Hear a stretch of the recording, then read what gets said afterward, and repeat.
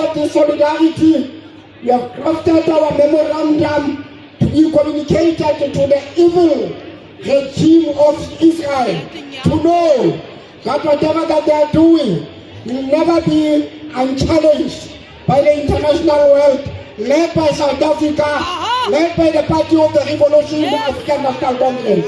Yes.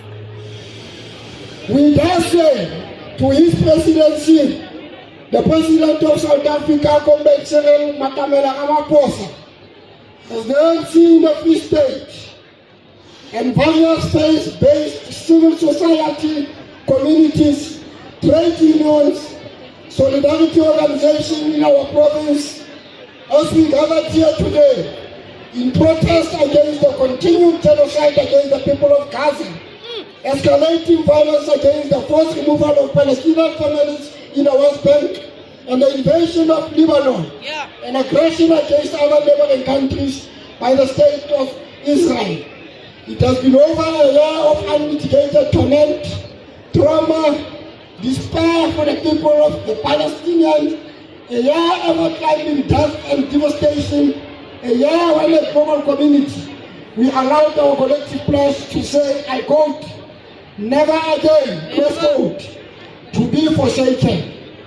Following the devastating attack of the 7th October 2023, after 17 years of treating Gaza as its largest open-air prison, the state of Israel illegitimately claimed the right to self-defense against a people it has persecuted under occupation for over 57 years. More than 40,000 Palestinians have since been killed, most women and children. More than 10,000 are missing and are presumed dead in the rubble. According to Oxfam and other agencies, more women and children have been killed in Gaza by the Israeli military over the past year than the equivalent period of any other conflict over the past 2 decades. More than 4,000 of those missing under the rubble and presumed to be dead are unfortunately children.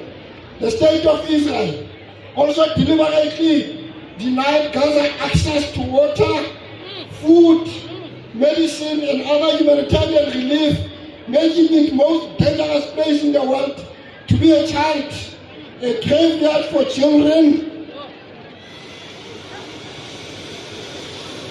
and people who have been denied their right to their land of death.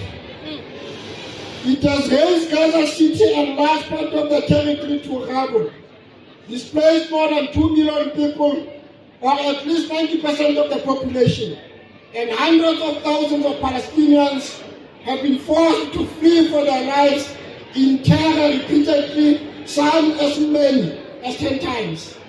The Israeli Defense Force has destroyed and damaged more than 450,000 Palestinian homes. It repeatedly targeted hospitals in Gaza with none left for functionality. It has destroyed water, sanitation, electricity infrastructure, and it blew up and dropped bombs on universities, schools, libraries, bakeries, sports facilities, bookstores, and some refugee camps. It damaged and destroyed more than 340 mosques and at least 3 churches, including one of the oldest churches in the world, St. Paul's Church. It decorated and destroyed at least 16 cemeteries. Health workers, journalists, aid workers, emergency personnel have been deliberately targeted and killed. Over 10,000 Palestinians are in detention without trial. Men and women, many tortured and died in medical care. This includes more than 240 children. It is reported that Israel has been starving the people of Gaza using food and water as a weapon of war. Israel has blocked aid trucks from going to Gaza simply because they carry things such as crutches, nail clippers, and chocolate croissants. The United Nations has declared a famine in parts of Gaza, and many Palestinians go days without eating. Dozens of children are starving to death. The U.S. has been a key enabler of the state of Israel's genocide against the Palestinian people. To date, providing funding of nearly $18 billion US, supplying Israel with more than 50,000 tons of weapons, and they have also delivered on 500 transport planes and 106 ships. These weapons are used in the genocide against the people of Gaza.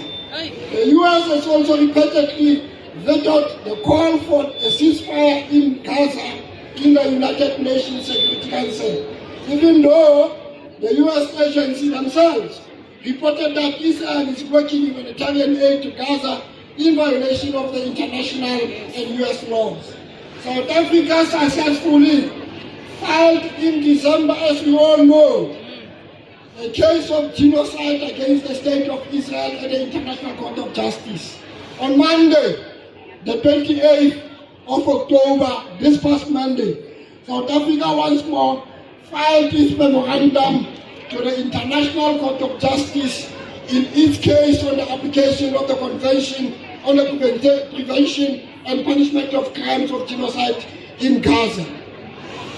The action of non-interference taken by South Africa since December 2023 through this case is steadfast solidarity and advocacy of the cause of the Palestinian people at the UN General Assembly and other international forums, culminating in filing of this memorial, has generated overwhelming national and international interest and support.